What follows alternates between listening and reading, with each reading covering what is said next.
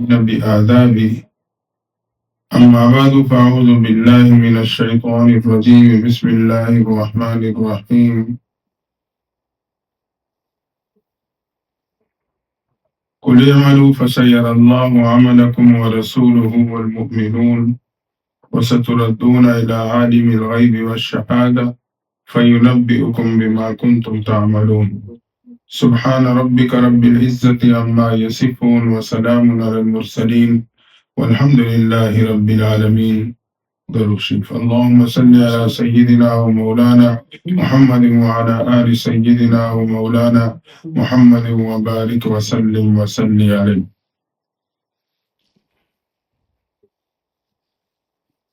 اصلاحی اور روحانی مجلس میں ہم اور آپ جمع ہیں.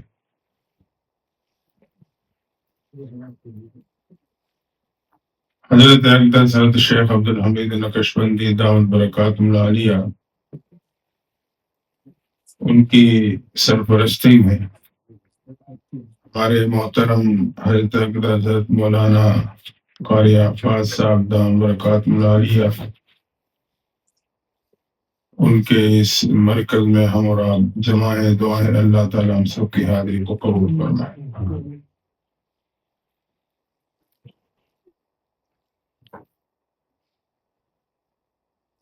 جیسے کہ انسان جسمانی لباس پہ داغ پسند نہیں کرتا، اسی طرح اللہ انسان کی روحانی لباس پہ گناہ کا داغ پسند نہیں کرتا.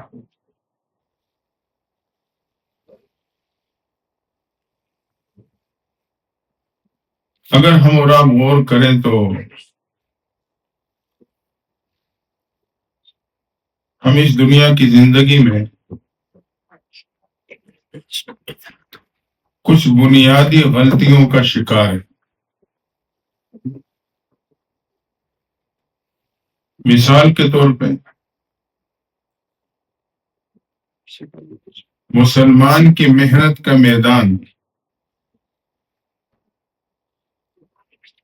وہ آخرت تھا، لیکن ہم نے آخرت کو چھوڑ کے دنیا کو اپنی محنت کا میدان بنا لیا. یہ اس غلطیوں میں ایک بنیادی غلطی، آخرت کی جگہ پر ہم نے دنیا کو محنت کا میدان بنا لیا. یہی وجہ ہے، غریب کیا کہ آج کا مالدار بھی تمنا رکھتا ہے کہ میں ایک سونے کی وادی کا مالک بن جاتا. صحابہ کرام کا مزاج یہ تھا، وہ نیکی میں سبقت لے جانے کی کوشش کرتے تھے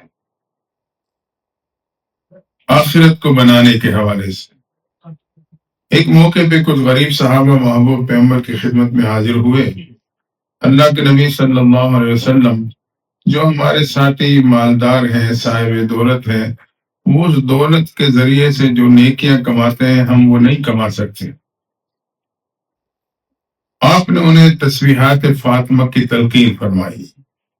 فرمایا تم نماز کے بعد تسبیحات فاطمہ پڑھو، سبحان اللہ الحمدللہ اللہ اکبر، تمہیں ان کے مال خرچ کرنے کے برابر نیکیاں دے دی جائیں گی. خوش ہو گئے، اس کا اہتمام کرتے رہے. دوسرے صحابہ کو علم ہوا، انہوں نے بھی وہ عمل شروع کر دیا. یہ پھر کسی موقع میں محبوب پیغمبر کی خدمت میں حاضر ہوئے. محبوب وہ تو وہ عمل بھی کر رہے ہیں، مال بھی خرچ کرتے ہیں. تو آپ نے فرمایا یہ تو پھر اللہ کے دین ہے، جس کو جتنا ادا کر دیں. مطلب صحابہ کا مزاج تھا کہ نیکی میں سبقت لے جانا، آخرت کو محنت کا میدان بنانا. مدینہ منورہ میں کہا ساری ہے، حضرت عثمان غنی رضی اللہ تعالیٰ عنہ 100 اونٹ اناج کے تاجر تھے. آپ بہت بڑے آئے تو علاقے کے تاجروں نے آپ سے رابطہ شروع کر دیا. کوئی کہتا میں اتنا نفع دیتا ہوں، مجھے دے دو. کوئی کہتا اتنا نفع دیتا ہوں، 3 گنا 4 گنا 5 گنا. آپ تیار نہ ہوا. آخر کار آپ نے فرمایا میں اس ذات سے سودا کرنا چاہتا ہوں جو مجھے 10 گنا نفع دیتا ہے. لہٰذا آپ نے سارے کا سارا مال مسلمانوں میں تقسیم کر دیا. یہ ان کا مزاج تھا کہ وہ دنیا نہیں آخرت کو انہوں نے اپنی محنت کے میدان بنایا تھا. لیکن آج ہمارے اور آپ کی غلطی ہے کہ ہم نے دنیا کو اپنی محنت کا میدان بنا لیا. اور دوسری چیز کہ ہم نے روحانیت کی جگہ پہ مادیت پہ محنت شروع کر دی. مسلمان کی شان تو یہ تھی کہ روحانیت پہ محنت کرتا، لیکن ہم نے روحانیت کے میدان کو چھوڑا اور مادیت کے میدان میں ہم نے محنت شروع کر دی. اللہ فرماتے ہیں وَسَخَّرَ لَكُم مَّا فِي السَّمَاوَاتِ وَالْأَرْضِ. مسلمان کی شان یہ ہے کہ وہ روحانیت کے میدان میں کام کرتا ہے.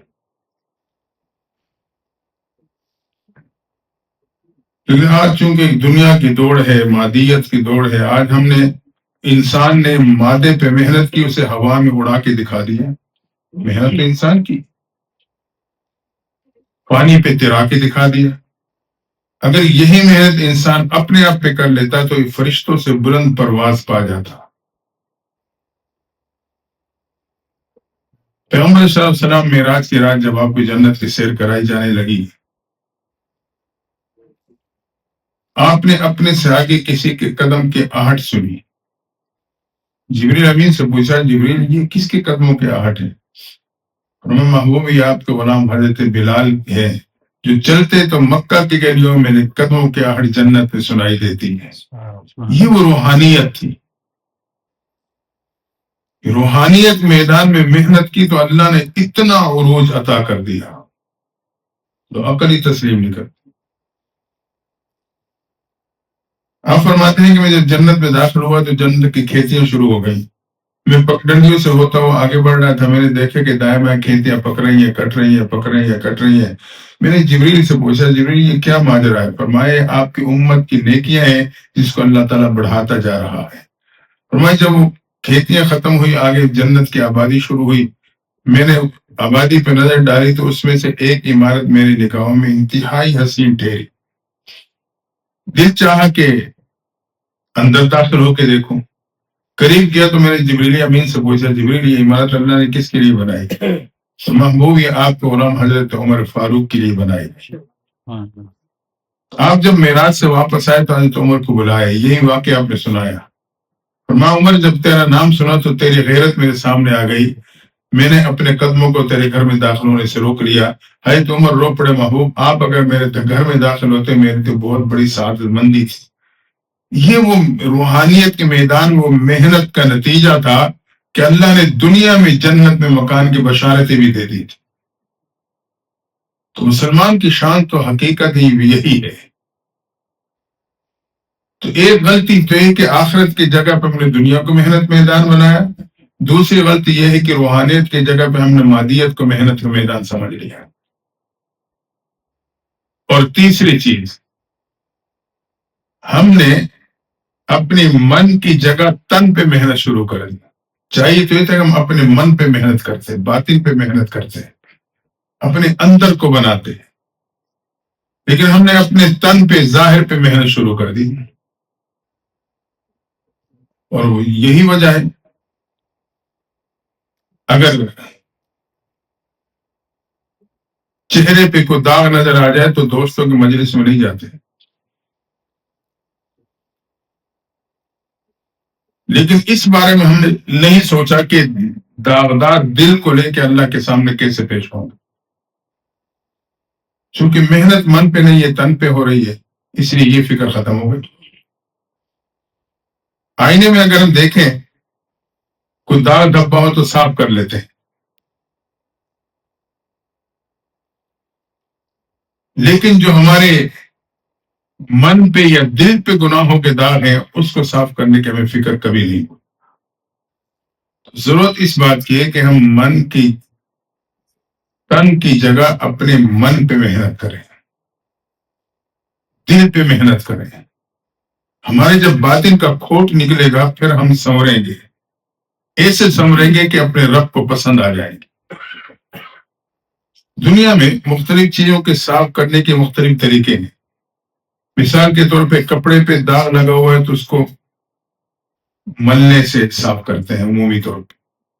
برتن پہ کوئی زنگ لگا ہے تو رگڑنے سے صاف کرتے ہیں. اسی طرح اگر سونے کا کھوٹ نکالنا ہے تو اسے پگھلانے سے اس کا کھوٹ نکالا جاتا ہے.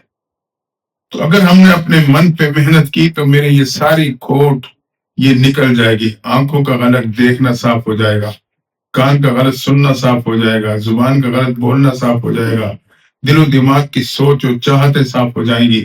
تو میرا ایمان نکھرے گا اور ایسا صاف شفاف ہو جاؤں گا کہ اپنے رب کو پسند آ جاؤں گا.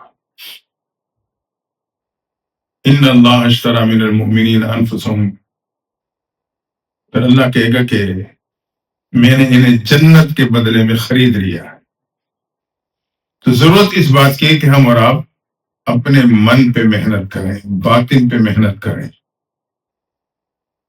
اور اگلی غلطی یہ ہے کہ دل کی جگہ پہ ہم نے عقل کو محنت کا میدان تصور کر لیا.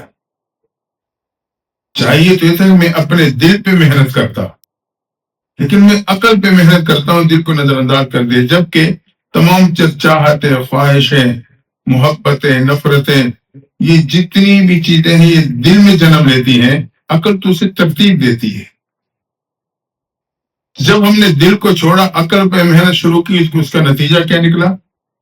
نتیجہ یہ نکلا کہ دنیا اور معاشرے میں ایسے بڑے بڑے گناہ جس کو ہم نے گناہ سمجھنا ہی چھوڑ دیا، کیونکہ عقل کی بنیاد پہ ہم آگے بڑھ رہے ہیں.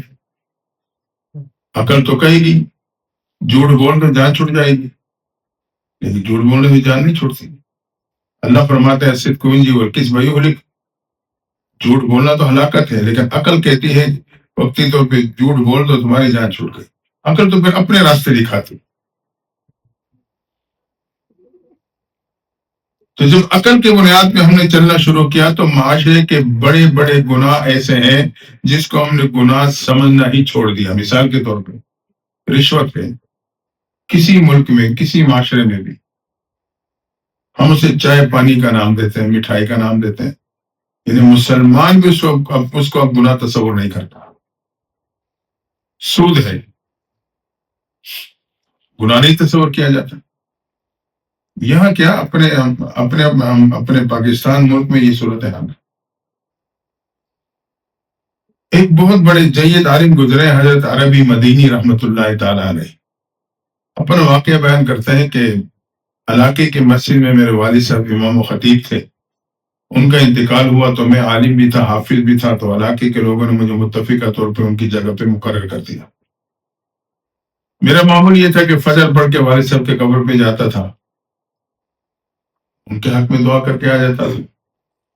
تو کہتے رمضان کا مہینہ آیا، تو رمضان کے مہینے میں عمومی طور پہ فجر کی نماز جلدی ادا کی جاتی ہے تاکہ لوگ سو نہ جائیں، جماعت میں کثرت ہو جائے. تو نماز پڑھتے ہوئے جب قبر پہ جاتا قبرستان کی طرف، تو ابھی اندھیرا چھایا ہوتا تھا. کہ ایک دن گیا وہاں بیٹھ گیا، کچھ پڑھ رہا تھا کہ اتنے میں اچانک ایک درد بھری چیخ سنائی دی. ایسی چیخ تھی کہ میرے رونگٹے کھڑے ہو گئے، میں سہم گیا، ڈر گیا،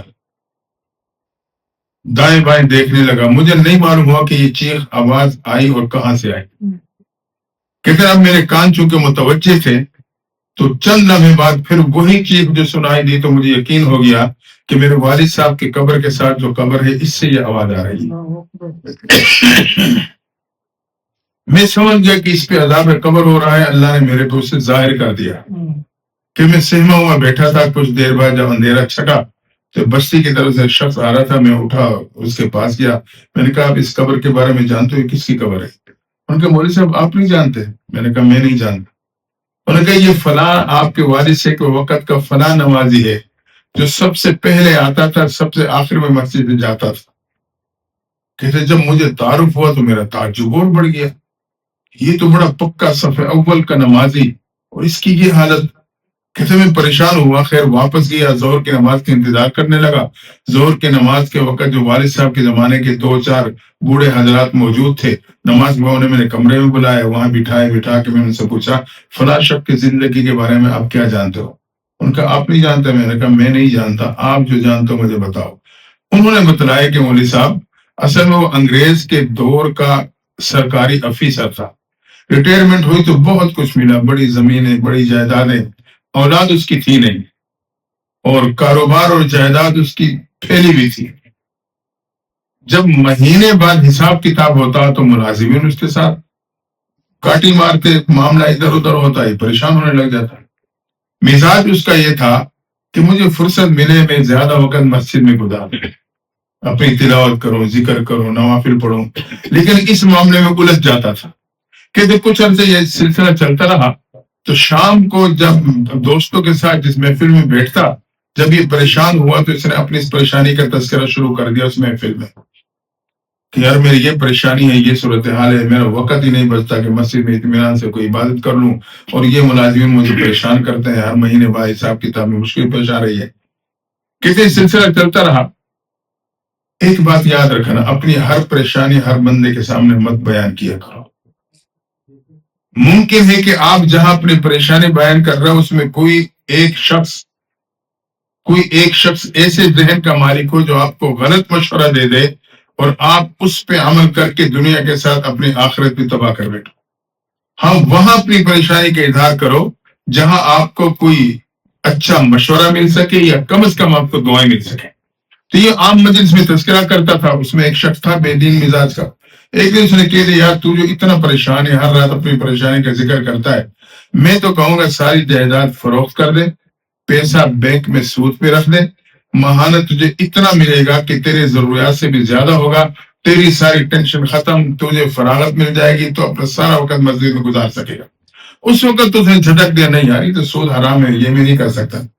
پھر سلسلہ چلتا رہا، مہینے بعد پھر وہی پریشانی، پھر وہ جو تھی نا وہ بات وہ حرکت میں آ جاتی، پھر یہ جھٹک دیتا۔ چند مہینے تو اس طرح گزرے، آخر کار شیطان نے اسی گناہ کو مزین کر کے دل میں اتار دیا۔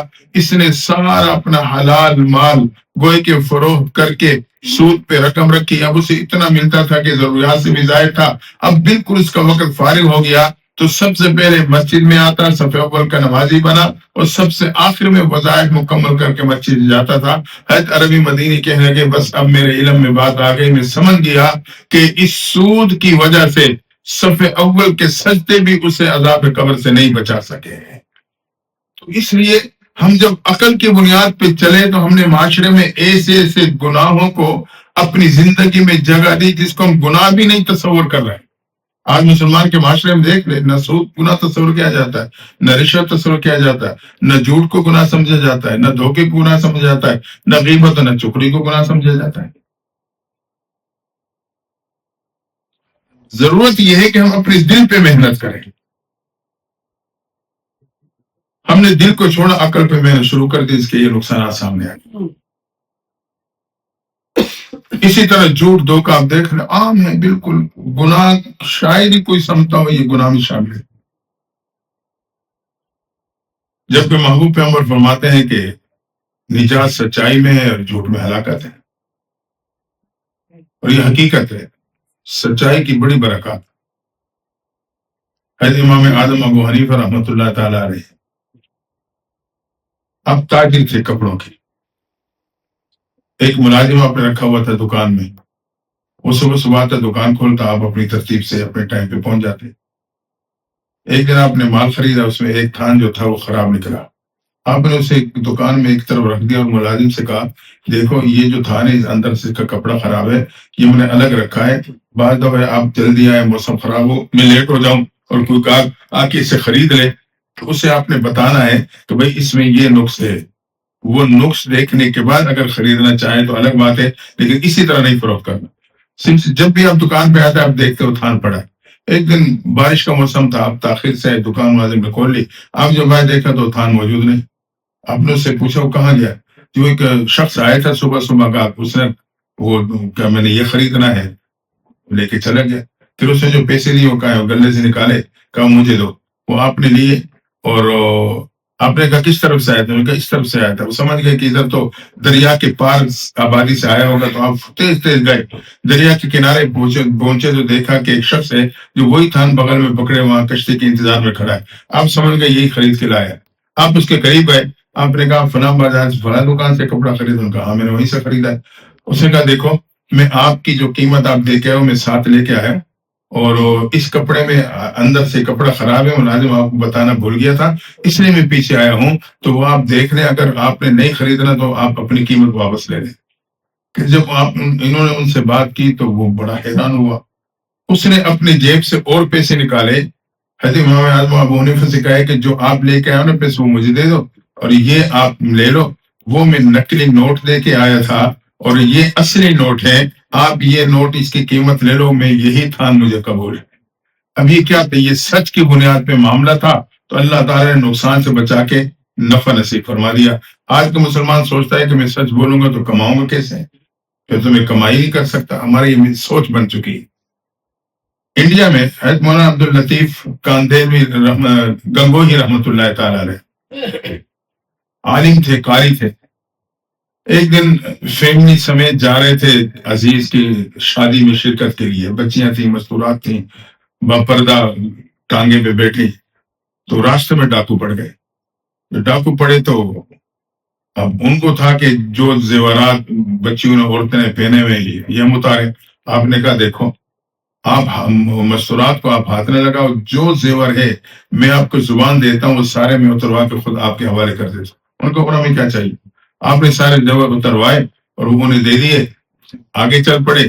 تو آگے جائے کہ بچے نے کہا کہ ابو جان یہ میری فلاں چیز جو ہے، یہ جو بالیاں ہیں یہ رہ گئی ہے۔ آپ نے کہا دو، میں نے انہیں زبان دی تھی، جتنے زیور ہوگا میں دوں گا۔ کہتے وہ لے کے پھر اس کے پیچھے دوڑے، آواز دی، وہ رکے، کہا دیکھو یہ چیز رہ گئی تھی، یہ میں لے کے آؤں، یہ بھی آپ لے لو، کیونکہ میں زبان دے چکا تھا۔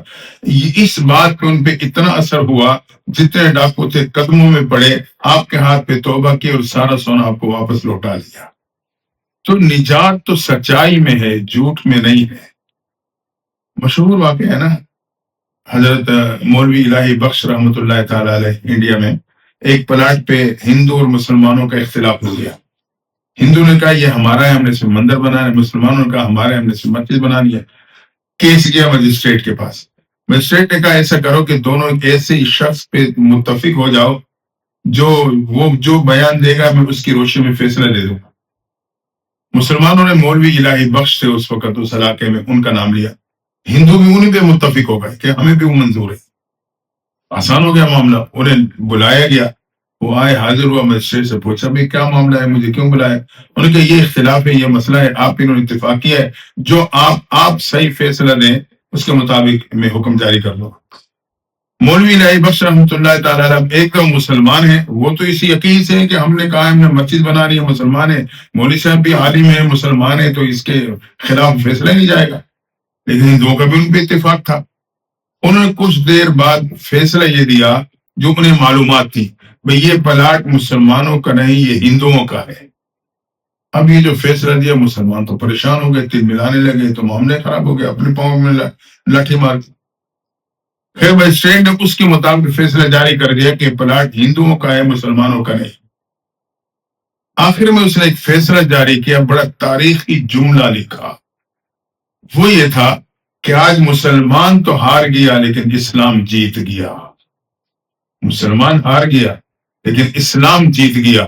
تو یقیناً سچائی میں ہی عزت ہے، سچائی میں ہی نجات ہے۔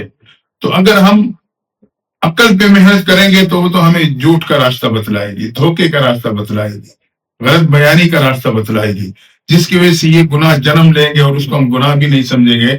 تو ضرورت اس بات کی ہے کہ ہم عقل کی جگہ پہ اپنے دل پہ محنت کریں، دل سے جو چاہتے خواہشیں، جو کیفیات ابھرے گی، جس کو عقل ترتیب دے گا تو وہ یقیناً ہر اعتبار سے بہتر ہوگی۔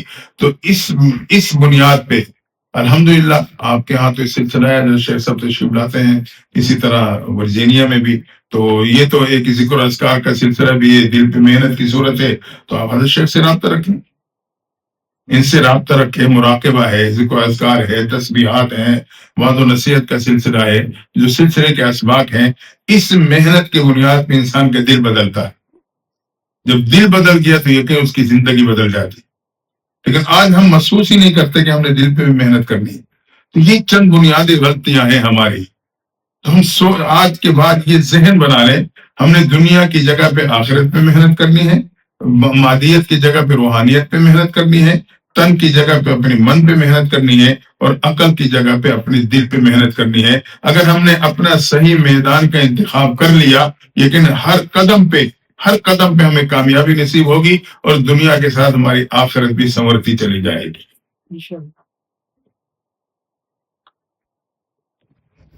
تیسری بات کافی انشاءاللہ حضرت شیخ صاحب مزید ذکر کروائیں گے اور اس کے بعد انشاءاللہ پھر دعا کریں. السلام علیکم ورحمۃ اللہ.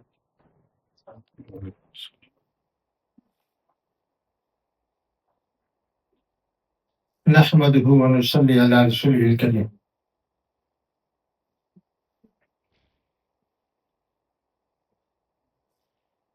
میرے محترم سامعین،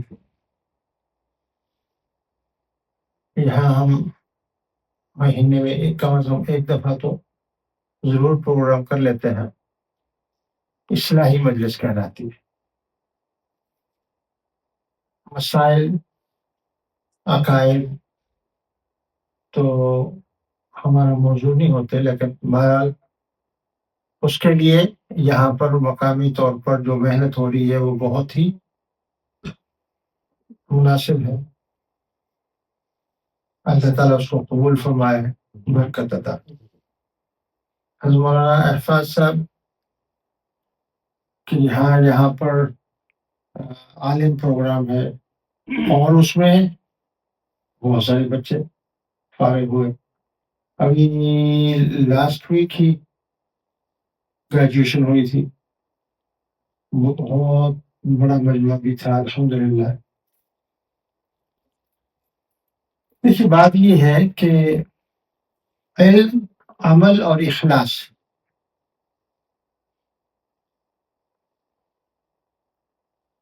عمل کرنے کے لیے ہمیں علم کی ضرورت ہے اور عمل کے اندر قبولیت آ جائے اس کے لیے اخلاص کی ضرورت ہے، یعنی محض اللہ کی رضا کے لیے. نماز کے لیے فرمایا کہ ایسے نماز پڑھو جیسے کہ تم اللہ کو دیکھ رہے ہو، یا یہ کہ اللہ تعالیٰ تمہیں دیکھ رہے ہیں. اور یہ ایسی محنت ہے جو مرتے دم تک کرنی ہے. وَاعْبُدْ رَبَّكَ حَتَّى يَأْتِيَكَ الْيَقِينُ، اس پر دلیل ہے. یعنی عبادت کرتے رہو یہاں تک کہ تمہیں موت آئے. ہماری نماز غفلت سے بھری ہوئی، جبکہ اللہ تعالیٰ ارشاد فرماتے ہیں اقم الصلاۃ لذکری، نماز قائم کرو میری یاد کے لیے. نماز، اللہ والوں کی نماز، عالم گویا کہ وہ عالم دنیا سے عالم آخرت میں چلے جایا کرتے تھے. 5 وقت کی جو نماز پڑھ لیتا ہے باجماعت،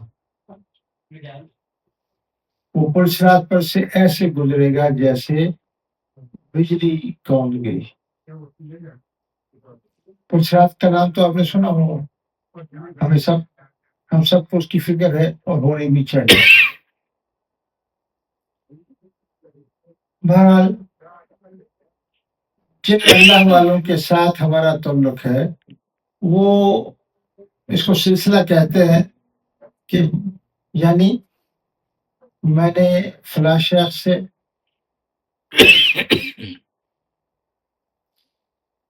فیض حاصل کیا، انہوں نے ان کے شیخ فوت ہے، حتیٰ کہ یہ سلسلہ حضور اقدس صلی اللہ علیہ وسلم تک پہنچتا. معروف سلسلے تو بہت ہے لیکن معروف اس میں 4 ہوئے. ہمارا سلسلہ نقش بندی ہے، اس میں خفی ذکر ہے، زیادہ زور کا ضربے لگانا نہیں. ہاں باقی اذکار تو ہے، جیسے نمازوں کے بعد آیت کرسی پڑھو، قل هو اللہ احد پڑھو، قل اعوذ بالفلق پڑھو، قل اعوذ بالناس پڑھو، 33 ٹائمز سبحان اللہ، 33 ٹائمز الحمدللہ، اور 34 ٹائمز اللہ اکبر وغیرہ. جو بہت سارے اذکار ہیں، کچھ فجر کے بعد ہے، کچھ مغرب کے بعد ہے. تلاوت ہے، سورہ یاسین کی تلاوت کرو، سورہ واقعہ کی تلاوت کرو ڈیلی، اور سورہ حشر کی آخری 3 آیتیں، سورہ تبارک الذی، یہ اذکار بھی ہے. سب سے بڑی بات یہ ہے کہ سنت کا اتباع ہو، رسول اللہ صلی اللہ علیہ وسلم کی سنت کی تابعداری. کیونکہ اللہ تعالیٰ کو آپ صلی اللہ علیہ وسلم کی ادا ہی پسند ہے. اس سلسلے میں ہی ہمارا یہاں پروگرام منتھلی ہوتا ہے اور سال میں ایک دفعہ سالانہ اجتماع بھی کرتے ہیں. نقشبندی اجتماع کہلاتا ہے. انشاءاللہ نیکسٹ سیٹرڈے کو مغرب کے فوراً بعد شروع ہو جائے گا یہ پروگرام. مغرب کی نماز آپ وہاں پڑھیں. یہاں سے بہت سارے ساتھی آئیں گے انشاءاللہ. کوئی یہ 3 دن کا پروگرام نہیں بلکہ شام کو شروع کریں گے. بیان ہوگا, کھانا کھلایا جائے گا. پھر اس کے بعد جو حضرات آرام کرنا چاہیں گے وہ آرام کر لیں گے اوور نائٹ کا, یعنی اعتکاف کی نیت سے. پھر تہجد میں سب اٹھ جائیں گے, اٹھنا بھی چاہیے. پھر فجر کی اذان جب تک ہوگی اس کے بعد اشراق تک ہمارے پروگرام ویسے بھی ہر روزانہ کی بنیاد پر ہوتے ہیں. مراقبہ اس میں 2 گروپ ہیں. ہمارے اسباب کی تشریح, قلب, روح, سر, خفی, اخفا, اسی طرح نفس, آنکھ, ہوا, پانی, مٹی, 10 اجزاء سے مرکب یہ ہماری باڈی ہے. اسی پر محنت کرنی. یہ اور اس میں سب سے بڑی بات یہ ہے کہ سالکین آپس میں ملیں گے, فائدہ اٹھائیں گے, ایک دوسرے کو بتائیں گے اپنی کمزوری میں یہ میرے ساتھ یہ معاملہ پیش آ رہا ہے. ہاں, جیسے حضرت نے بیان کیا حلال کھانا بڑا ضروری ہے, ورنہ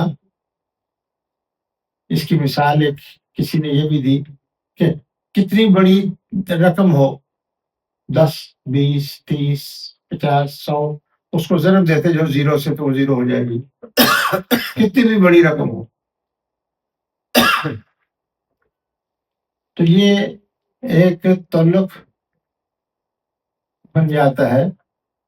اللہ تعالیٰ فرماتے ہیں یا ایھا الذین آمنوا اتقوا اللہ وکونوا مع الصادقین, صادقین کے ساتھ ہو جائے. حضرت کا بھی بیان ہوگا اور میں بھی ایک سیشن کنڈکٹ کر لوں گا. باقی دوسرے حضرات سے گزارش کر لیں گے تو آپ نے اس میں شرکت کرنی. اشراق پڑھ کے کھانا کھا کے تو آپ آ جائیں. اگر کسی کو کوئی ضروری کام یا ایمرجنسی ہو تو رات میں بھی آ سکتا. کوئی قید خانہ نہیں ہے وہ. لیکن کسی نے خوب کہا ہے اس کو چھٹی نہ ملی جس نے سبق یاد کیا, یعنی جس نے محنت کی اور اپنے دل پر محنت کی, دل کے ضرر کو دور کیا اور اللہ کی محبت آئی, وہ کہے کو جائے گا بھائی. وہ تو وہی کہے گا کہ مجھے اور چاہیے, حل میں مزید کہے گا. اس میں اللہ تعالیٰ توفیق عطا فرمائے. سال میں ابھی چند سال سے یہ سلسلہ شروع ہو گیا, پہلے تو نہیں تھا, کہ حضرت مولانا عبد الماجد صاحب صدیقی تشریف لے آتے ہیں. ان کے والد گرامی حضرت عبد المالک صاحب صدیقی رحمۃ اللہ علیہ کامل مشائخ نقشبندیہ تھے یہ انڈیا پاکستان کے. اور علماء بکثرت آپ سے بیعت ہوئے اور ان کا فیض پھیلا. خانے وال میں ان کا انہوں نے ایک مسجد بھی بنائی, ادارہ بھی قائم کیا جو آج بھی موجود ہے, اور ان کے فرزند اس کی نگرانی کرتے ہیں. ہماری یہ محفل جو ہے آج کی, یہ ماہانہ جو اصلاحی پروگرام ہے اسی کا ایک حصہ ہے. تو یہ باتیں پوری ہونے کے بعد اب ہم ختم خالیگان پڑھ لیں گے, پھر مراقبہ کر لیں گے.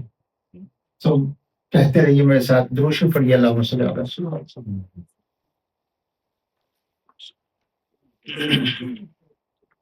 اللہم صلی علی سیدنا محمد۔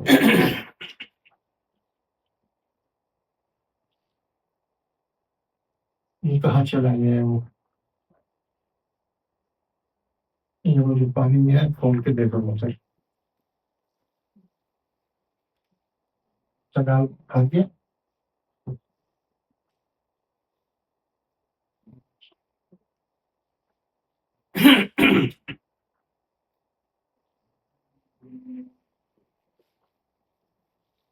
حسبنا اللہ و نعم الوکیل پڑھتے رہیے، حسبنا اللہ و نعم الوکیل۔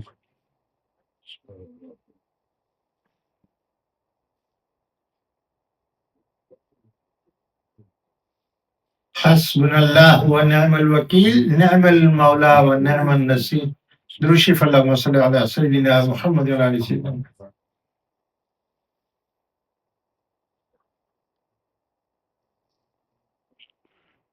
یا باقی انت الباقی پڑھتے رہیے، یا باقی انت الباقی۔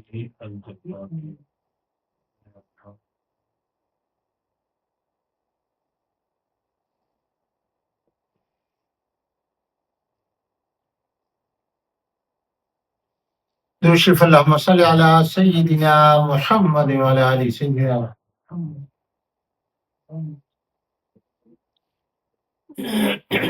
لا حول ولا قوة الا باللہ، کہتے رہیے، لا حول ولا قوة الا باللہ۔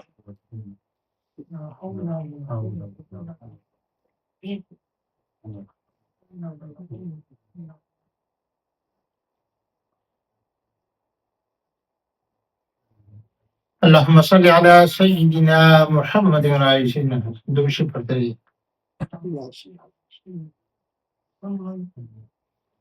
لا الہ الا انت سبحانک انی کنت من الظالمین پڑھتے رہیے۔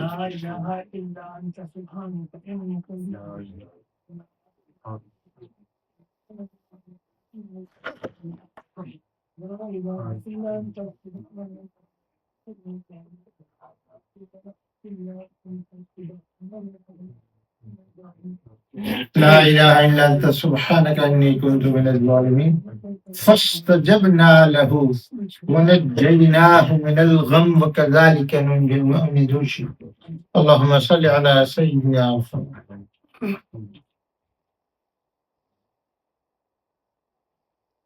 انا للہ و انا الیہ راجعون، کہتے رہیے۔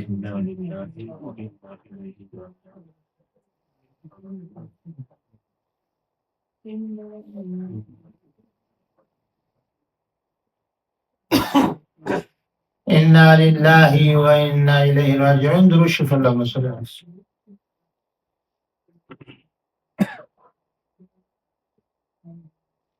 اللہ ولی الذین آمنوا، کہتے رہیے، اللہ ولی الذین آمنوا۔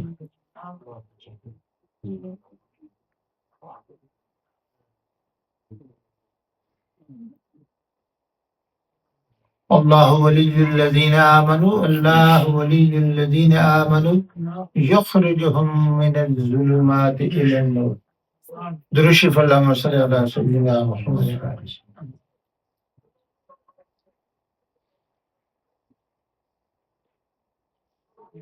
وتوکل علی اللہ وکفی باللہ وکیلا، کہتے رہیے، وتوکل علی اللہ وکفی باللہ وکیلا۔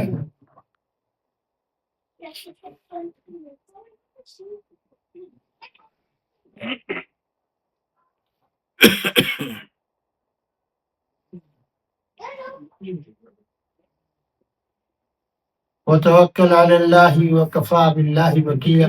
درود شریف اللہم صلی علی سیدنا محمد و علی سیدنا۔ حسبی اللہ لا الہ الا هو علیہ توکلت وهو رب العرش العظیم۔ اللہم صلی علی سیدنا محمد۔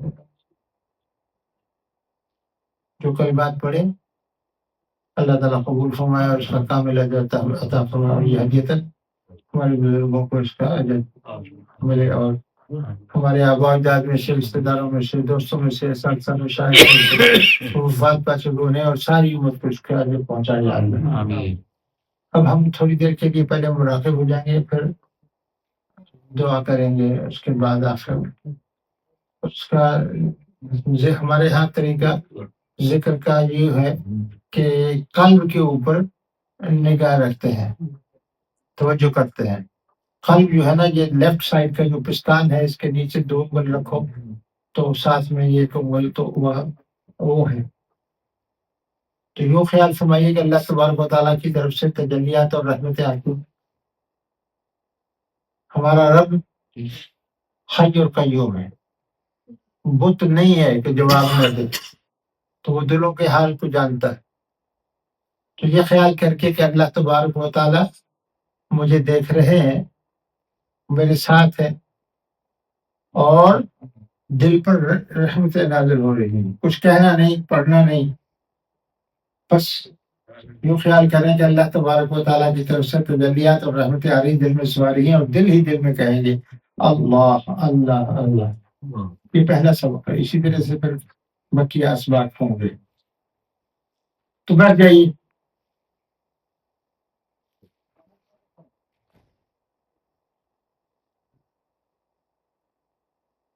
آنکھیں بند کر لیں، گردن جھکا لیں۔ یہ چیزیں فرض واجب تو نہیں ہے ہمارے سبق کا، لیکن اٹ ہیلپس کانسنٹریٹ۔ انگریزی میں اس کو میڈیٹیشن کہتے ہیں، اردو میں مراقبہ کرنا کہتے ہیں۔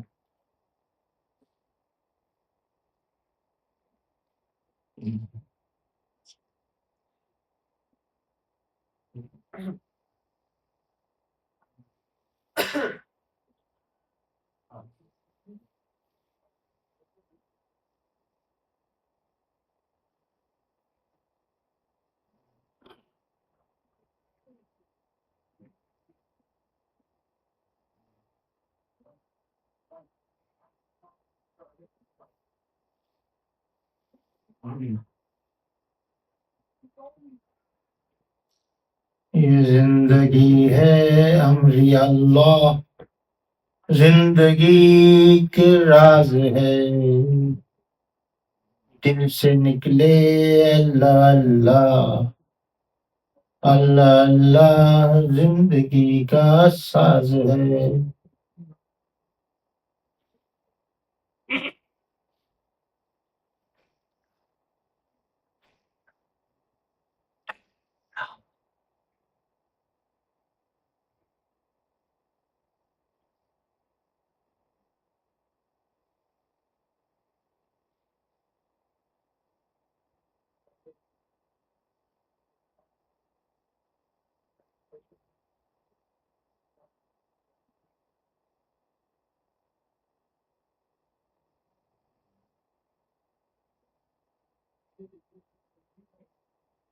اللہ کو اپنا بنا لو،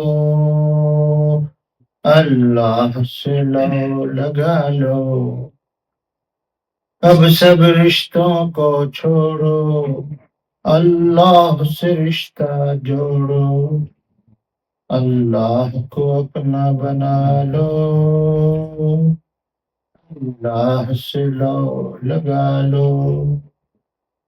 اللہ سے غفلت کیسی، اللہ سے دوری کیسی، اللہ کو اپنا بنا لو، اللہ سے لو لگا لو۔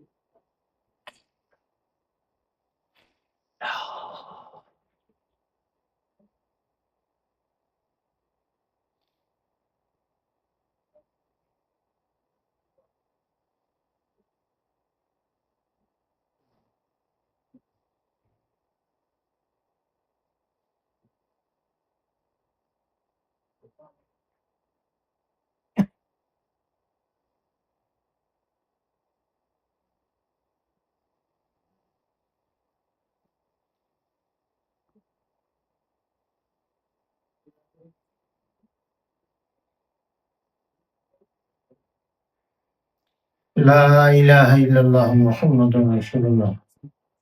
دعا کیجیے. سبحان اللہ الحمد للہ رب العالمین والعاقبۃ للمتقین الصلاۃ والسلام علی سید المرسلین لا الہ الا اللہ الحلیم الکریم سبحان اللہ رب العرش العظیم الحمد للہ رب العالمین نسألك موجبات رحمتك وعزائم مغفرتك والغنیمة من كل بر والسلامة من كل اسم. لا تدع لنا ذنبا الا غفرته ولا هما الا فرجته ولا حاجة هي لك رضا الا قضيتها يا ارحم الراحمين يا ارحم الراحمين يا ارحم الراحمين. رب اغفر وارحم وانت خير الراحمين. ربنا ظلمنا انفسنا وان لم تغفر لنا وترحمنا لنكونن من الخاسرين.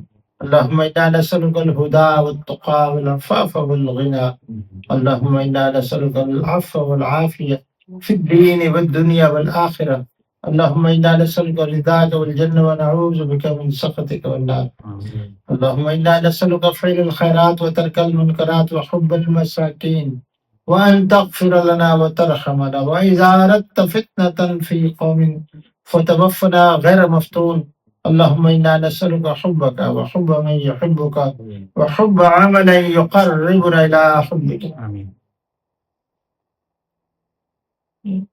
رب کریم حضور اقدس صلی اللہ علیہ وسلم کی روشن سنت کی تابعداری اور کامل محبت عطا فرما.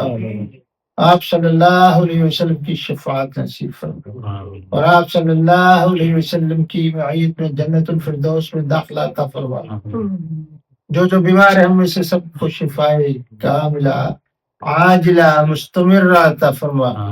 پورے عالم میں ہمارے مسلمان بھائی بہنیں جہاں جہاں جس حال میں ہم مدد فرما. خاص طور پر اہل فلسطین، غزہ، کشمیر، یمن، اہل شام، اہل ہند یا دیگر خطہ ارض کے اندر جو ظلم و ستم کا نشانہ بنے ہوئے مدد فرما. اللہم انا نجعلک فی نحورہم ونعوذ بک من شرورہم. اللہم استر عوراتنا وآمن روعاتنا. رب کریم ہمیں سلامتی کے ساتھ رمضان شریف تک پہنچا دیں. رمضان کا عمرہ اور مسجد نبی صلی اللہ علیہ وسلم کا اعتکاف نصیب فرما. سب شرکاء کو قلب سلیم عطا فرما یا اللہ. نفس کو مطمئنہ بنا اور بعد ہر صبر کی کامل فنا اور بقا عطا فرما. رب کریم ظاہری باطنی دنیاوی اخروی انفرادی اجتماعی حاجات کو پورا فرما. آپ ہی حاجت روا ہے. جب تک زندگی گناہوں سے حفاظت فرما. اللہم ارحمنا بترک المعاصی ابدا ما بقیتنا وارحمنا ان نتکلف ما لا یعنینا وارزقنا حسن النظر فيما يرضيك عنا. اللہم اکفنا بحلالک عن حرامک واغننا بفضلک عمن سواک. مولا کریم روز قیامت کچھ چہرے تو ایسے بھی ہوں گے جن کو آپ تر و تازہ رکھیں گے، عرش کے سائے تلے جگہ دیں گے اور ان کو اپنے دیدار کی بھی اجازت ملے گی. اے رب کریم ہمیں بھی ان میں شامل فرما. وجوہ یومئذ ناظرۃ الی ربها ناظرہ، آپ کا فرمان ہے. رب کریم ہماری اس محفل کو قبول فرما. جو آیا اس کو نواز دے. ہمارے اس ادارے کو جو حضرت مولانا عفاظ صاحب نے قائم کیا ان کو قبول اس کو قبول فرما. اس کے فیض کو عام فرما، پوری دنیا میں پھیلا. اور ان کے تمام ساتھی جو ان کی مدد کرتے ہیں، اس کو سپورٹ کرتے ہیں، ان کو بھی قبول فرما. سب کے لیے صدقہ جاریہ بنا. اللہم انا نسألک من خیر ما سألک منہ نبیک محمد صلی اللہ علیہ وسلم ونعوذ بک من شر ما استعاذ منہ نبیک محمد. ربنا تقبل منا انک انت السمیع العلیم وتب علینا انک انت التواب الرحیم. وصلی اللہ تعالی علی خیر خلقہ سیدنا محمد وآلہ وصحبہ اجمعین. آمین.